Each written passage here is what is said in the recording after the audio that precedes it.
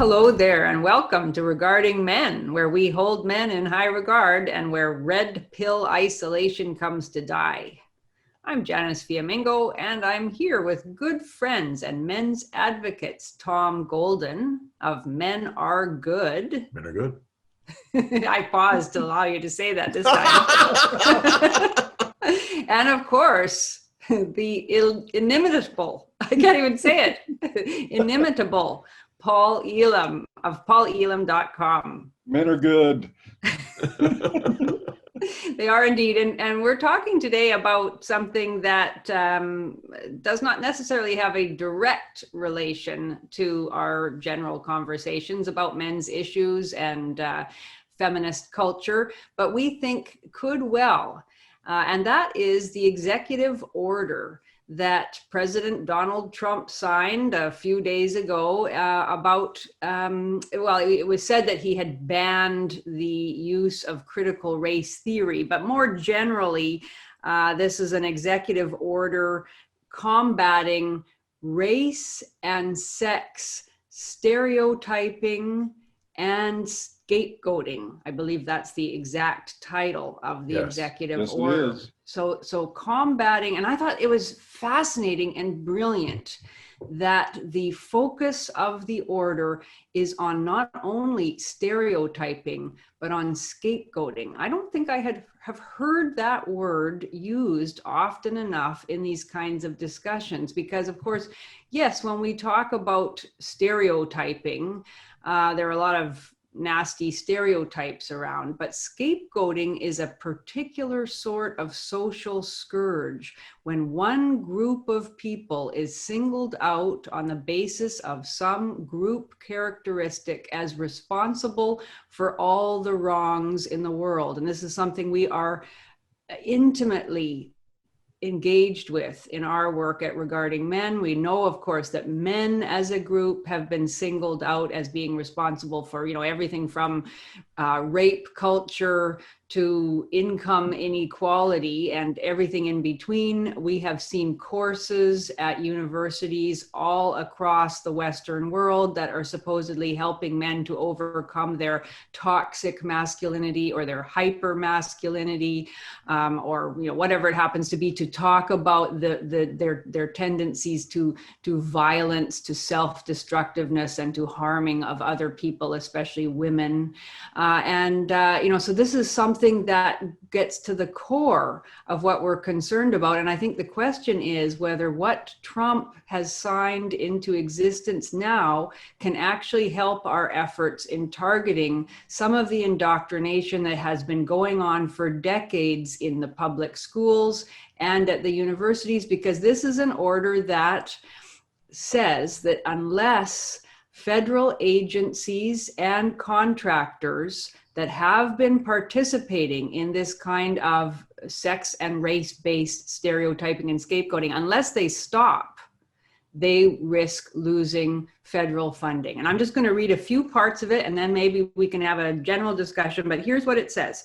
It begins by talking about the, sort of the founding idea of America as a nation, that it is the individual worth of each person that is what is valued. Each free individual makes his or her own life according to their merits, and that is the founding concept of America. And then it says, quote, "Today, however, many people are pushing a different vision of America that is grounded in hierarchies based on collective social and political identities rather than in the inherent and equal dignity of every person as an individual. This ideology is rooted in the pernicious and false belief that America is an irredeemably racist and sexist country, that some people, simply on account of their race or sex, are oppressors, and that racial and sexual identities are more important than our common status as human beings and Americans."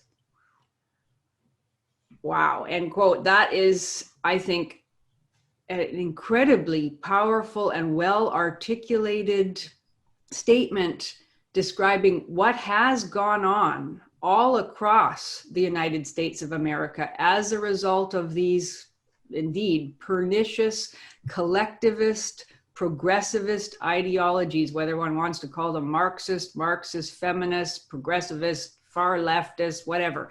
It's exactly it. I know this. I was educated, of course, I'm Canadian, but I was educated in the same idea ever since I was at university, but especially in graduate school, this notion that that North American society is irredeemably racist and sexist was there in practically everything I read and studied. And it is a pernicious ideology. And this statement of how it destroys the beautiful ideology of the individual worth and individual freedom of each person to make their own life based on their own merits and hard work.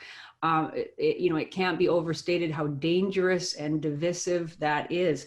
And they go on, it says, unfortunately, this malign ideology is now migrating from the fringes of American society and threatens to infect core institutions of our country. Goes on, such idea that America is irredeemably racist and sexist and that it's impossible for certain individuals to escape their identity as oppressors. It says such ideas may be fashionable in the academy, but they have no place in programs and activities supported by federal taxpayer dollars. And so it goes on to say, it lists various ideas that are sort of subsets of that general idea.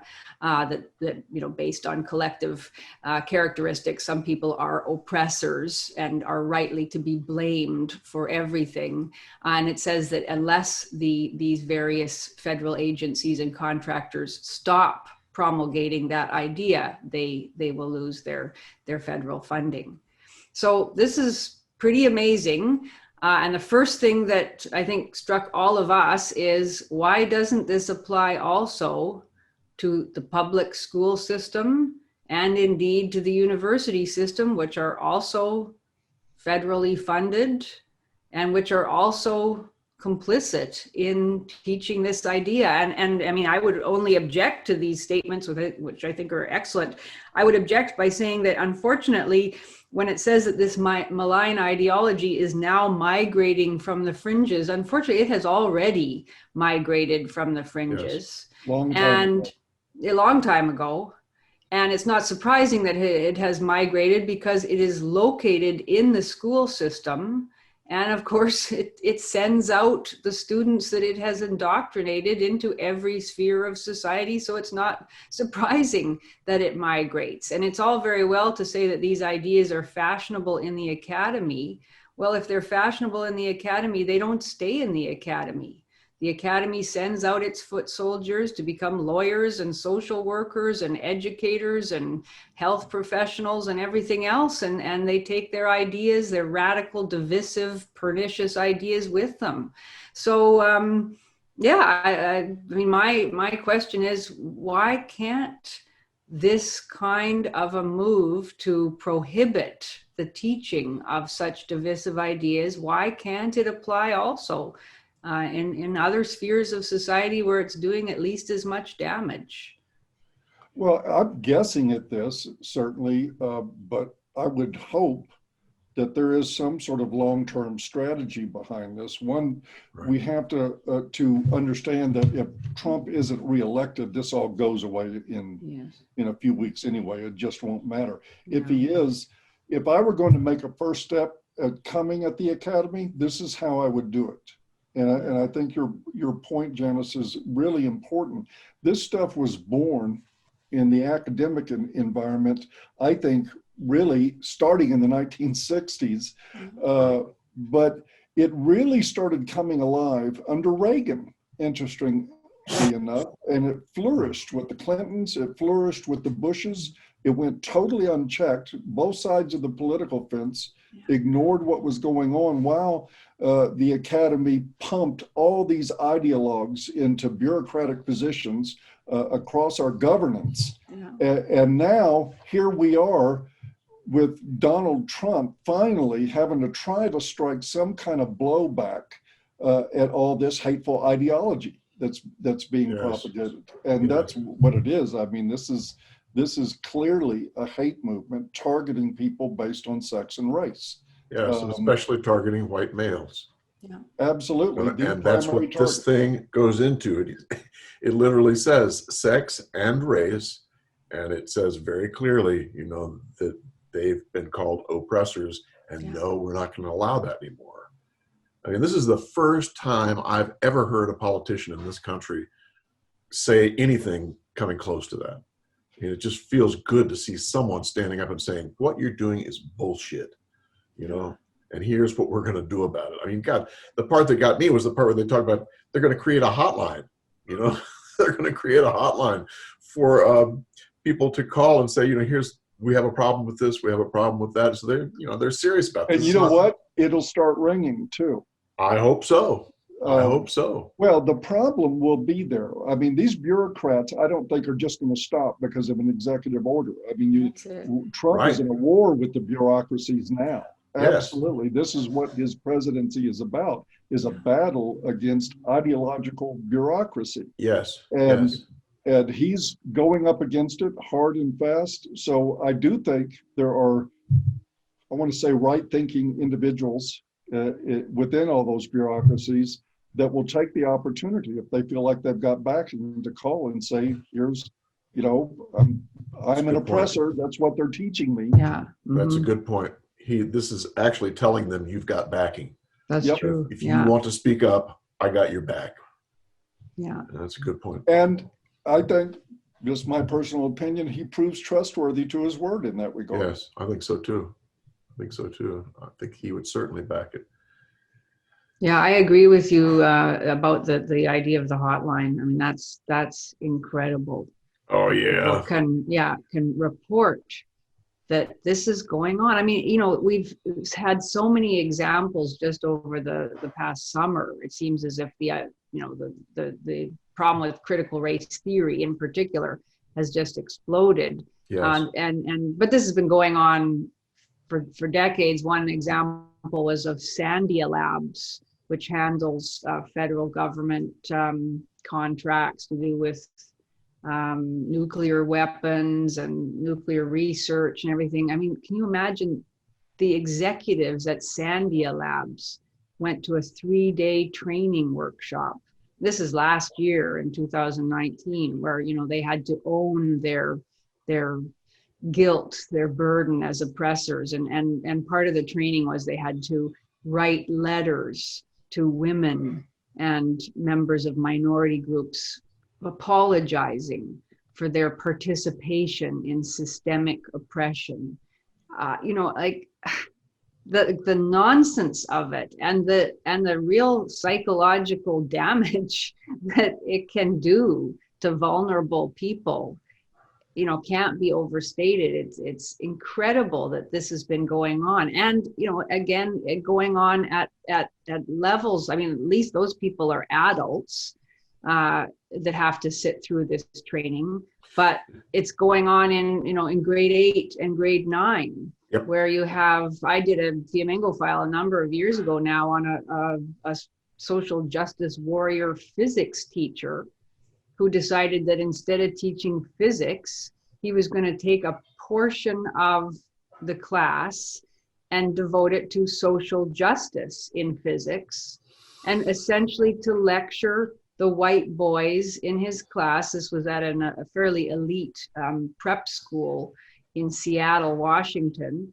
where he told the white boys in his class that the reason there weren't more well-known Black physicists, and of course women and Muslims and other marginalized peoples, was because these people were either outright prevented from doing physics or made to feel it wasn't for them, and that they, as white males, had advantages they hadn't earned. I mean, what a trip to lay on a bunch of grade 9 boys. Because they were white and male, they had advantages they hadn't earned. That's, of course, the concept of privilege.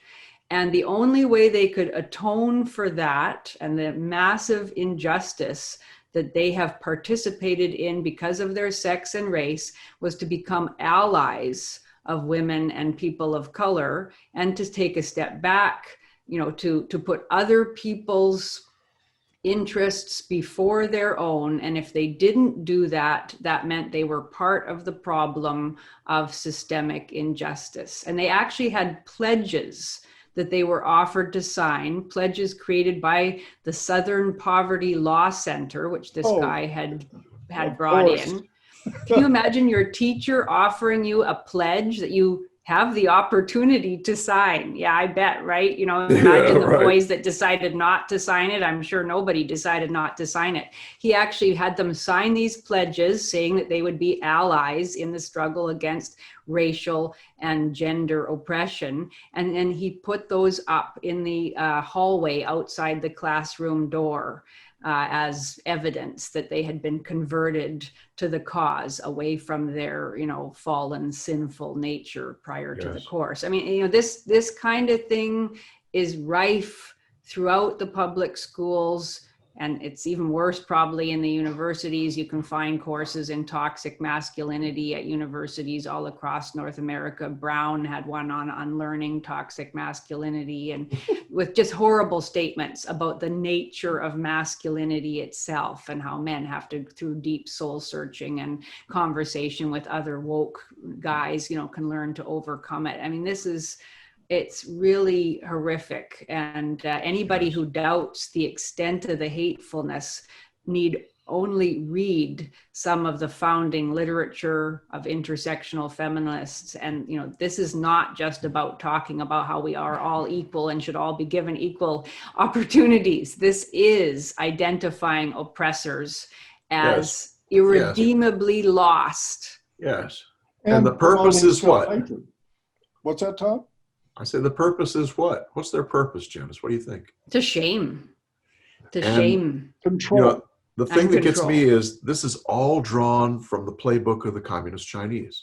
Yeah. They've been doing this for years and years and years. The first thing you do is you attack the identity. You go after the identity and tell them there's something wrong with them for being who they are. Then you go for the guilt and shame. Not only is there something wrong with you, but you have been the problem of the world. And then once you get people to that point, you get them to apologize. And as soon as people start to apologize, your job's finished. Because once people start apologizing, then their whole internal structure changes into thinking, I must be this bad person. I mean, that's the whole playbook right there. And go ahead.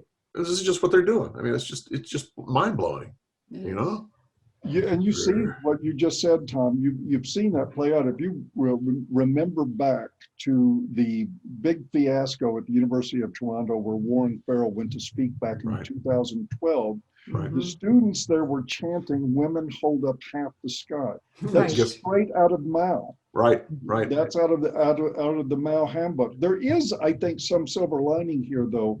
I'm in contact regularly with a couple of public school teachers through my Facebook page. And they report to me that, I may have the only two males who teach in public schools available.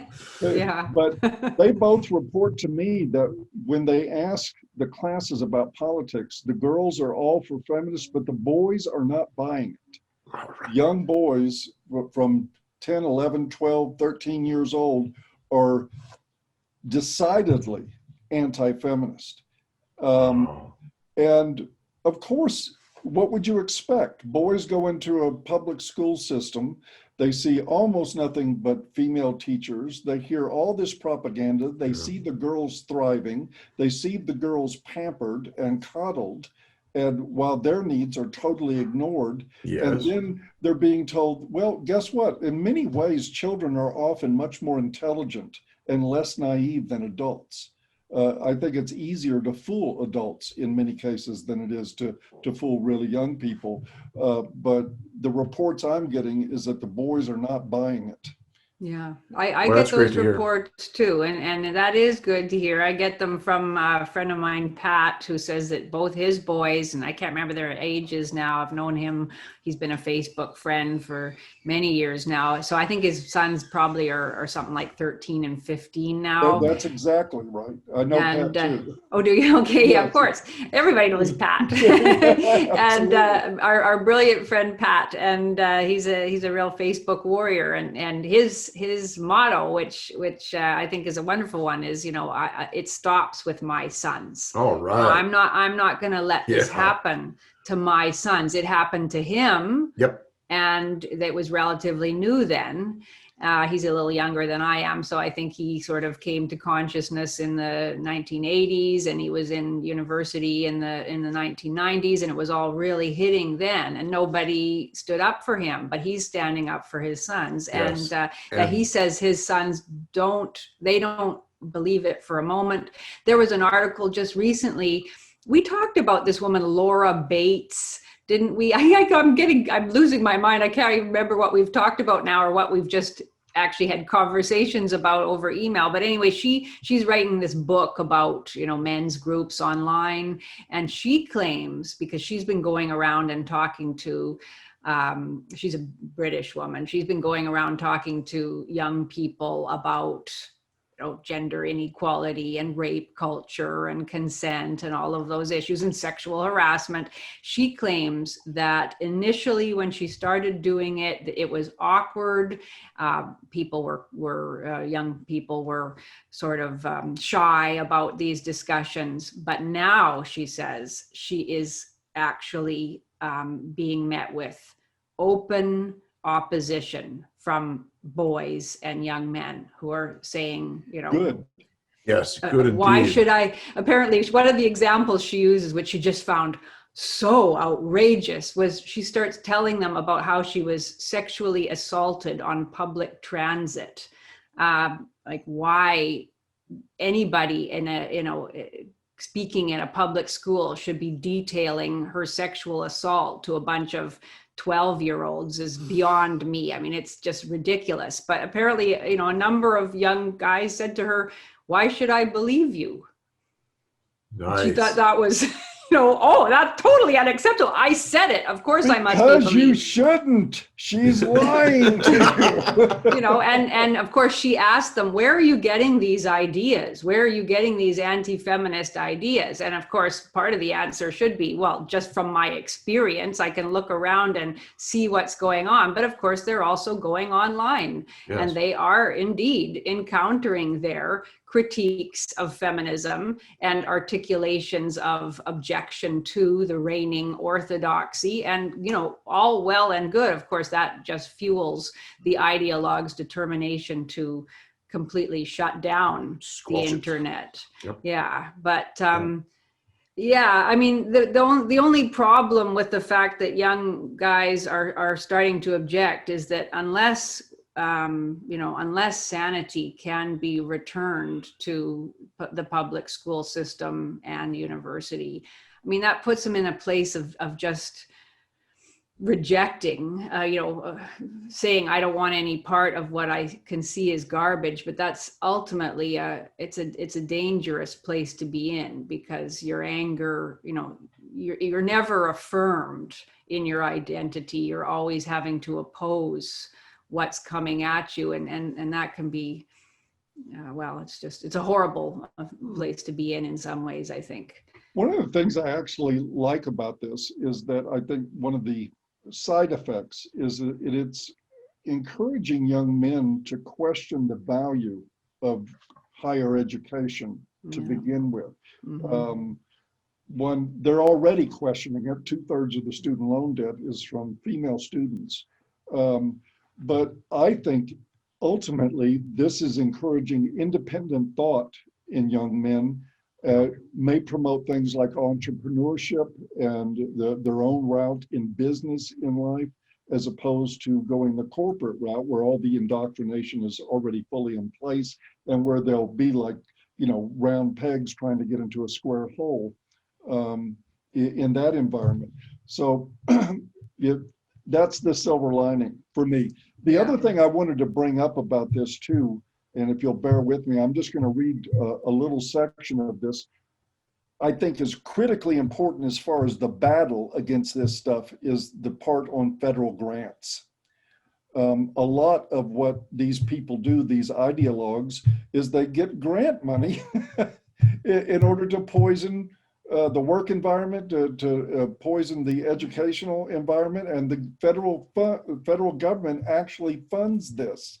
And there's a clause in here that says requirements for federal grants that says the heads of all agencies shall review their respective grant programs and identify programs for which the agency may, as a condition of receiving such a grant, require the recipient to certify that it will not use federal funds to promote concepts, and then we can just move on from there, because that's what Janice outlined earlier. All the stuff about scapegoating, all the stuff that's basically anti-white racism, anti-male sexism, all that has to go. That if that's part of your deal, you get no federal grants. And this, man, the way you beat opponents in the West is you choke off their funding. Yep. You take their money away, then they just become a bunch of screaming lunatics on the internet. Well, I think that's pretty much the way it works. So and I know we don't get real specific about politics here, but if Donald Trump gets reelected, as I said, if he loses the election, this is all flushed down the toilet. It'll get tossed out. Biden will rescind it, no doubt about it. But if Trump manages to get reelected, he then has 4 years to operate, strangling the funding from these sick, hateful agencies and ideologues. But without him doing it, I think it's just pragmatic. I think it's, what's the word I'm looking for? It's just truthful to say, without Donald Trump, this goes nowhere. Yep. Well, that's certainly the case. That is true. Yeah, I mean, he gets my respect for just tossing this out to begin with. No kidding. It's incredible. Like, it's such a well-written document. Oh, it's beautifully written. I think Stephen Miller must have had a hand in it, because that guy Miller can really write. Mm-hmm. You know? The clarity in it is just striking. Yeah.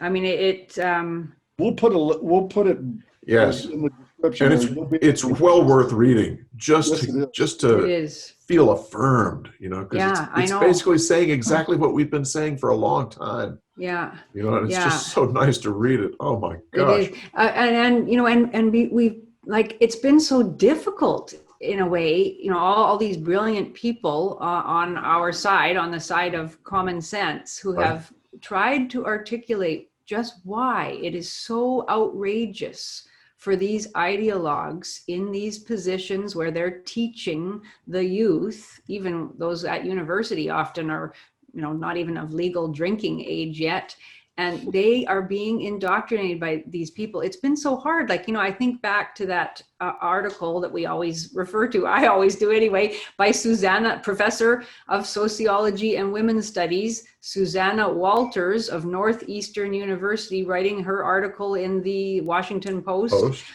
Called "Why Can't We Hate Men?" And, you know, okay, yes, you can indeed hate men, and you can indeed write your article in the Washington Post saying in the crudest and most simplistic terms why you figure it's okay to do that, but you cannot teach that. And obviously she does, you know, and Mark Perry, our friend, did launch a complaint against her, a Title IX complaint, saying how can she be expected to deal fairly with her male students? How can she be expected to deal fairly with her male colleagues, indeed, and, you know, decisions affecting tenure or promotion or whatever. I don't know whatever happened to that complaint, whether I don't think it was upheld, as far as I know. But, you know, this makes it clear why not. You know, that is scapegoating, and, you know, and it should have no part in anything that is receiving her salary is funded by taxpayers. Yes, absolutely crazy. Yeah, I mean, it really is. And yeah, this is articulated so well where it says, at one point it talks about how, it talks about the divisive concepts that are inherent in critical race theory, in particular, in intersectional feminist theory. And it talks about the idea that members of one race or sex, this is one of the divisive concepts, members of one race or sex cannot and should not attempt to treat others without respect to race or sex. I mean, it's hard to even read that. What are they supposed to do? It's the idea that being colorblind or not thinking of someone's sex or gender, that in itself is a bad thing, that's somehow proof of your failure to adhere to woke feminist principles or woke anti-racist principles. Merely to treat a person as an individual is now racist and sexist. I mean, it's just so crazy. And judge them by the content of their character instead of the color of their skin is now racist. Yeah, that's where we've explicitly come to, and the fact that this gets into the details of that, it doesn't just sort of generally say whatever it might have said in the hands of somebody who was less courageous and principled in tackling the rot that has set in. It's just so well done. And just in case there is anybody who isn't quite sure of how, who's listening to this, who isn't quite sure of how crazy some of these theories are, I just want to read a little bit because I've been reading Robin DiAngelo's White Fragility. The subtitle, why it's so for doing that, so I don't have to. Detox, I mean, it is really it's incredible. It not only says that white people have privilege. We've heard about that now for white men in particular have privilege, which means they have unearned advantages or assets that other people don't have. That's standard stuff. It's obnoxious and pernicious, but it is standard. No, she goes much further than this.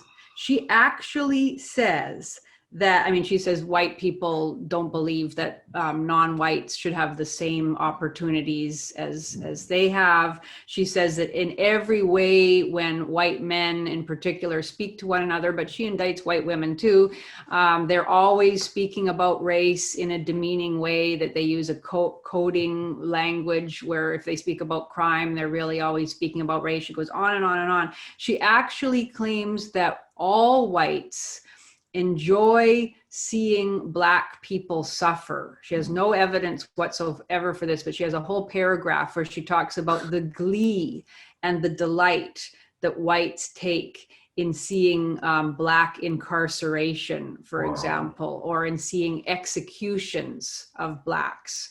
If you believed her book, you would have to believe that no white person should ever occupy any position of power or responsibility, and that in fact, maybe white people really shouldn't be allowed to exist at all in a society. They are so dangerous to non-whites, according to her. And she actually says at one point near the end that there is no possibility of a positive white identity. She says that a positive white identity is an impossible goal. White identity is inherently racist. White people do not exist outside the system of white supremacy. And she goes on saying, that doesn't mean though that you should focus on your ethnic identity, focus on your identity as Italian or German, for example. No, because that's to ignore how you participate in this systemic racism. All you can do is live inside your identity as a racist, because you are a racist.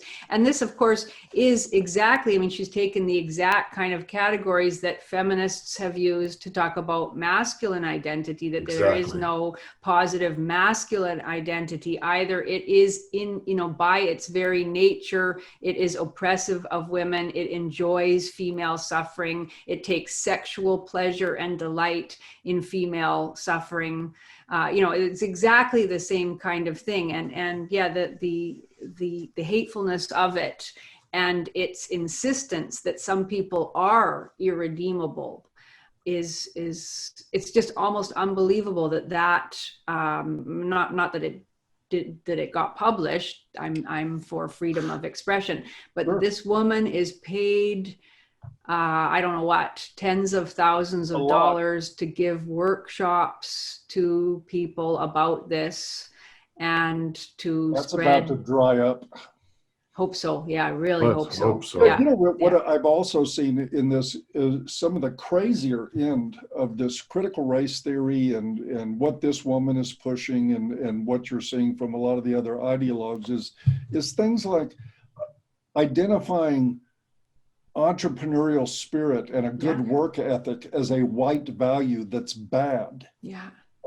They're actually literally saying that encouraging failure in minorities. Mm-hmm. And of course, the reason that you do that is to increase dependence on the state and to give the state more power. So if you breed an indifference to financial success into your ideology, you ultimately end up with more state power. And that too is right out of the Maoist handbook. Right, yeah. And that's also, of course, very clearly articulated in this document. They focus in on things that are actually said in these workshops where white men have to confess that concepts like, showing up on time for work and being conscientious about your work, that those are white male values that supposedly exclude and oppress others, and that they should not be emulated, they should not be celebrated. Man, don't try too hard. You can't make, you can't make this shit up. Really, really. That could be a whole episode. Insane. And it's really also very sad to me that, I'm really glad to hear the reports from the teachers that there are 12, 13, 14-year-old boys that are standing up in their classes and calling bullshit on teachers that are teaching this drivel. But it is sad to me that so many of those boys have fathers who don't have the guts to stand up. If this were a rational world anymore, I think our high schools and middle schools would be flooded with outraged parents. Mm-hmm. Yes. I think that tells us something else too. The whole thing with the boys starting to speak up, it says that there's starting to be some safe places for them to be able to voice their opinion. Because before, I don't think there was any safe place. I think it was dangerous for them to say anything. Now, for some reason, they're starting to speak up. There must be more safety there. And people like Pat are out there creating that contained space so these boys can say something, say what they think, rather than having to go along with what the automaton tells them. Ugh. Well, either that or the bias against them is just so unavoidable and conspicuous that they have to say something. I don't know, but it's I think if the bias was so strong, they'd be so shamed they would not speak up. I think they're. Oops, Janice. Janice, we lost Janice. I think we should consult with Pat about that and see what he has. Ask him. Yeah, ask him. I don't know Pat. I'm the only one that doesn't know Pat. Well, I'll make sure you get an introduction and we will catch up with that. I don't know what's happened if Janice's internet has gone, but hey, what can I say? Maybe that's the universe telling us it's time to wrap up. I was thinking the same thing. Or maybe she's protesting something we said, Paul. Maybe she is, who knows? But I'll take the opportunity to spend just a minute here reminding everybody about regardingmen.com. And Tom, I love what's happening. Man, it's fantastic. It is amazing. It is amazing. Really amazing. And that's not just my words. That comes from scores of the guys that are now participating in the Regarding Men groups and connecting with each other and getting, like Tom said, about the safe environment. And oh, there's Janice. She's come back. You can find out why she left us. Yes, we got to find out. Why did you abandon us, Janice? Why did you abandon us, Janice? Yeah, I'm sorry. I don't know what happened. I was frozen out and then. A likely story. No, indeed, we're not accepting that. I don't know what happened. I'm glad you're back. We're kind of finishing up. We were just sort of wrapping up anyway, and we were talking about the feedback that we're getting from the guys in the Regarding Men groups is absolutely astounding. They're loving these groups. It's become an oasis for them. So if you haven't signed up for Regarding Men, there will be a link in the description area. We hope you'll join us there because talking about creating intellectually safe space, that's exactly what's happened here. Yeah, it's it's a lot of environment where men get to be whoever the hell they are, so and nobody needed. can shame them for it. Yep. Yeah. So needed. And that is needed. Yeah. And with that, is there anything else before we wrap up? Now that Janice sort of gave us an interesting segue into closing. Men are good. Wow, we didn't even rehearse that. How about that? How about that? So we're finished? We're finished. That's good. We'll leave links to all the stuff below. Yep. We'll take care. We'll see you then. Bye-bye. Bye-bye.